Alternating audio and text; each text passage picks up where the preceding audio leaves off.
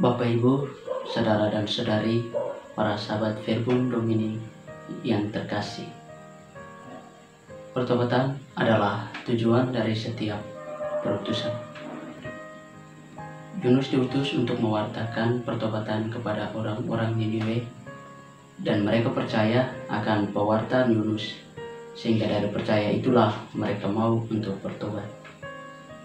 Sebelum kita lanjut pada permenungan akan sabda Tuhan hari ini, mari terlebih dahulu kita mendengarkan dan meresapkan sabda Tuhan.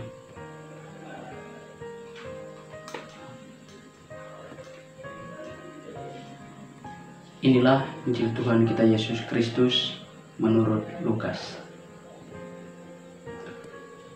Ketika orang banyak mengerumuninya, berkatalah Yesus, "Angkatan ini adalah angkatan yang jahat. Mereka menghendaki suatu tanda, tetapi kepada mereka tidak akan diberikan tanda selain tanda Nabi Yunus. Sebab seperti Yunus menjadi tanda untuk orang-orang Niniwe, demikian pula lah Anak Manusia akan menjadi tanda untuk angkatan ini."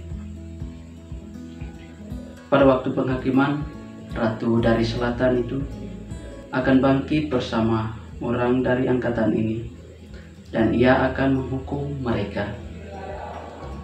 Sebab Ratu ini datang dari ujung bumi untuk mendengarkan hikmat Salomo, dan sesungguhnya yang ada di sini lebih daripada Salomo.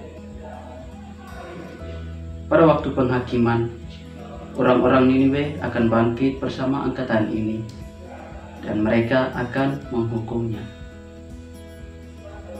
Sebab orang-orang Niniwe itu bertobat waktu mereka mendengarkan pemberitahuan Yunus, dan sesungguhnya yang ada di sini lebih daripada Yunus.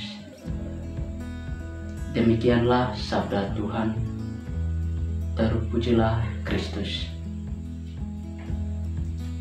Para sahabat Verbum yang terkasih, Yesus dalam terang Injilnya hari ini mengkritik orang-orang di zamannya yang tidak mampu melihat tanda-tanda zaman. Orang-orang Niniwe dulu percaya pada tanda Nabi Yunus, yang mana Yunus mewartakan pertobatan kepada penduduk Niniwe yang tidak mengenal Allah. Injil hari ini mengisahkan tentang tanda Nabi Yunus. Angkatan ini adalah angkatan yang jahat. Mereka menghendaki suatu tanda.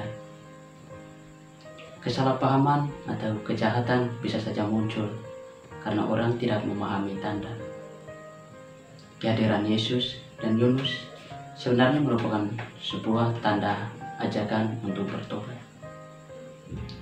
Tanda keselamatan telah banyak diperbuat oleh Yesus, seperti menyembuhkan mata orang buta, menyembuhkan orang yang sakit, dan membangkitkan orang yang telah meninggal.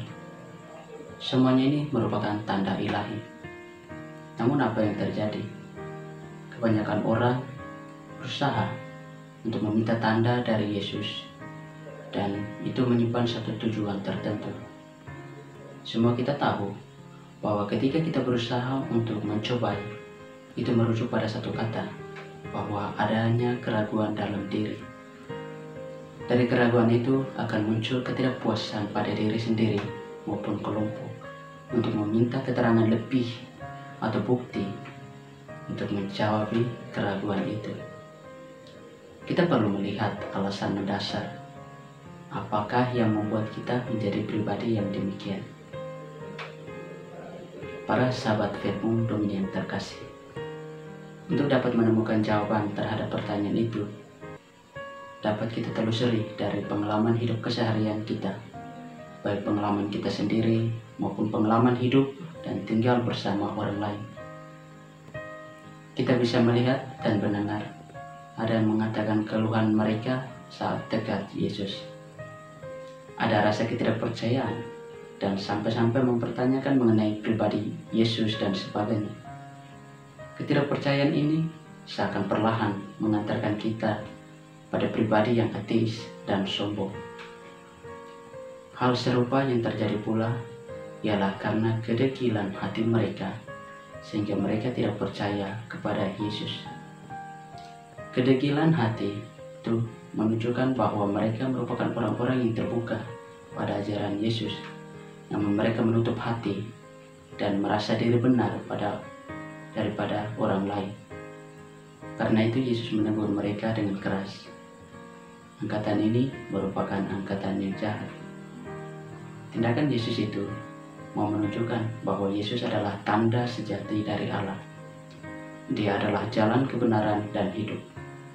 Jadi layak dan pantas bagi kita untuk mengikuti dan mendengarkannya. Menarik bahwa Injil Lukas mengatakan posisi Yesus itu lebih tinggi dari nabi-nabi lainnya, termasuk Nabi Yunus. Akan tetapi karena kedegilan hati, mereka tidak bisa melihat siapa Yesus sebenarnya. Para sahabat Verbum yang terkasih, seruan Yesus ini juga ditunjukkan kepada kita. Dalam konteks kehidupan biasa, mungkin seruan ini terasa biasa dan tidak ada faedahnya sama sekali bagi kita. Namun ketika kita menghadapi atau dalam keadaan sulit, iman kita kepada Yesus mulai tergoncang. Kita mulai merasa seperti kehilangan harapan, merasa semuanya sia-sia saja tanpa adanya upaya sedikit pun.